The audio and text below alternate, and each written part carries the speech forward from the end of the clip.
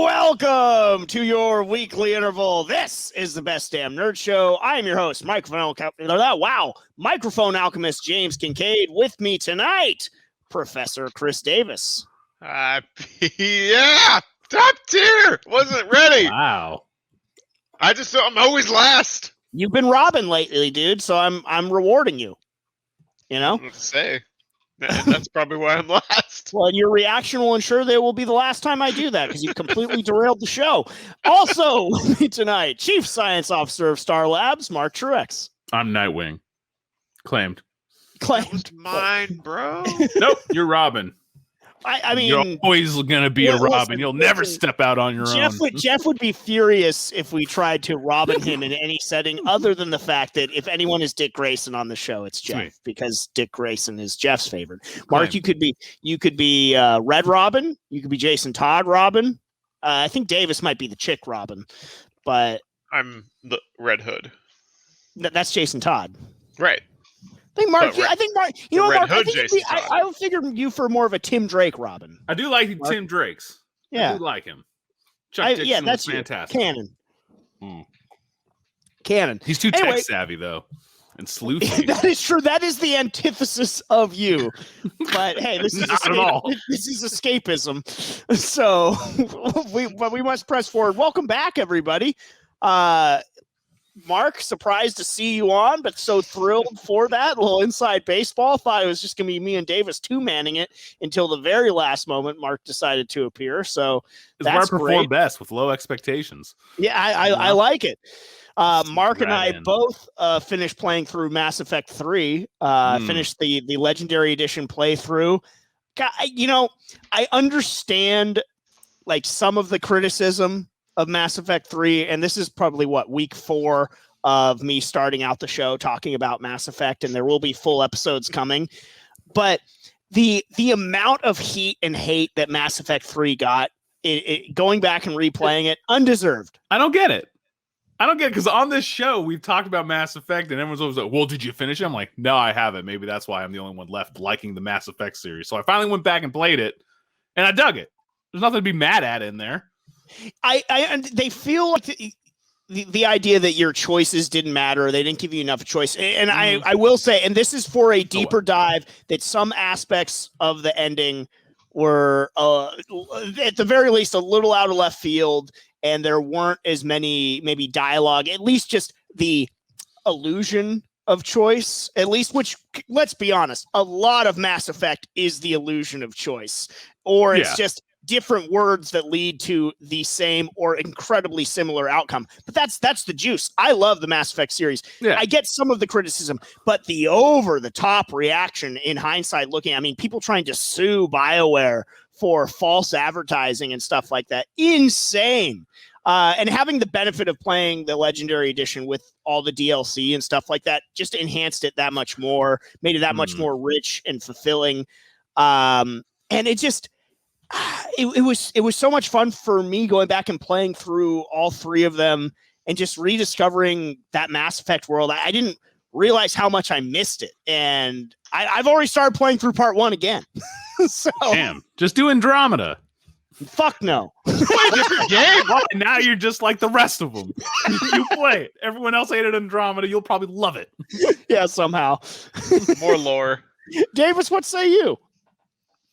No, I mean, I didn't play the legendary crap edition that you just played, updated everything. No, I don't. I know what it was, and you just explained why I didn't like the ending. And you're just backing it up with clutter. I'm saying that I understand some of the critiques of it, but it's not as bad as everybody made it out to be. No, it's not bad enough to sue BioWare. That's absurd. But honestly, if they gave me I would have loved some more dialogue choice options, some more interrupts and stuff like that in the finale of the game. But my bigger issue in going back to it is, and if you haven't played it, sorry, but the little AI guy at the end, the little kid, that to me, but like more so the story they were telling and how they were wrapping it up is what bothered me more than the lack of choice. It's like, this is the best you could come up with. But in terms of the choices you have to make at the end, I mean, you gotta I fucking destroyed those Reapers, bro. So what? Yeah, I'm pretty sure I destroyed the Reapers. But it's like that was the point of the whole series. I don't know how you could choose anything else. Nah, I took them over. You synth them, right? Mine. Oh no. Oh, okay. I got you. I mean, that's another thing too. But that's kind of like siding with the elusive man. So I don't know. I couldn't really fuck with that. I'm full Paragon. If it's colored in blue, I'm in. I made one rogue choice and I killed off like a whole race. I was like, oh shit. Oh, that's right, dude. I was like, I'm never choosing red again. Never Davis, choosing red again. Davis did the choice that had Tally kill herself. Yeah. She fucking offed herself, Mr. Paragon over here. Yep. Why six fingers can go to hell. What did you do? Did you critique her like skin color? She let the Quarian get killed by the Geth. Yeah, basically you're deciding like, are you gonna let the Geth live when the Quarians are pushing their attack and they shouldn't be? Because you sympathize with them in the big Matrix. I go Paragrade and I brokered a peace between the both of them. How did she kill herself? She jumps off a cliff. She takes her mask off and fucking jumps off a cliff. You still never see her. It's fucked. Hey, but it was such you never know what you're banging. Then it's cool. And the thing that I really have to applaud Part 3 for is all of the many goodbyes you get to have and how impactful they are, and the final goodbye with Garrus too, talking about see at the bar in heaven and all those things, like, because Garrus really is, and I said this either a week or two ago, maybe the most uniting character in fandom is the just universal love for Garrus. And so to have that moment with your shepherd before you go off into battle was great. I, of course, took him in my love interest, Bay Ashley Williams, and getting to say, fuck you, dude. That sloppy drunk. Dude, she's the best. She's the best. But I'm actually on this other playthrough. I actually might, for the first time ever, romance Liara. So we'll see. I always go for Ashley. As I said, I always pick everything blue. Everything. I always thought Garrus was gonna end up like Karth from Old Republic. Well, they had the voice actor for Karth. Was it the same in the first one? It was Caden. Oh, okay. That's why he dies on Vermeer. Caden. Yeah, that's what I like about the choices really in Mass Effect, because I like a game that's concise and is like you're building towards like a certain plot line. But it's all the window dressing that goes with it. Like, is this character around or this one? Are you living with this consequence or this one? But it's still like the same story. But it's those like big heart moments that happen along the way that define your character. Well, I think the first one in terms of choice had the most that actually impacted things. That one had the most mass effects in it that you could sort of ripple throughout. I mean, 2 had a lot depending on how the suicide mission went, but that was all sort of crammed into one thing. But I mean, some of the goodbyes in Part 3. I mean, with Morden and the Genophage. I mean, there's some super feels in Mass Effect 3 for sure. But you would think in the third game that would have the most potential ripples, like, and you just said the third game they actually, but what I think people lose, they wanted to put a definitive end on the story, so they needed to sort of limit it a little bit. Did they do it too much? You can argue that, but I understand their desire to actually have sort of a finality in the story that they were telling. But yeah, just Andromeda. Great times playing through. I am curious about this Mass Effect 4 or 5, depending on your outlook on it and what they're going to do with that. But my shepherd still draws breath. I got the happiest ending that you technically could get. So, what were the main differences you found with the Legendary version then? Because I didn't play the Legendary. I actually had the disc for number 3 that I just put in it and played on. Well, Mass Effect 1 and 2 I played through multiple times. I've only had, before the Legendary Edition, played through Mass Effect 3 once, and never really with the major DLC packs, because I was sort of reminiscing on this in back in the SF State days, how and still on principle, I agree with myself, vehemently opposed I was to DLC content, and just like there's such a bullshit move for a game to pull. But back then I would refuse to get any DLC.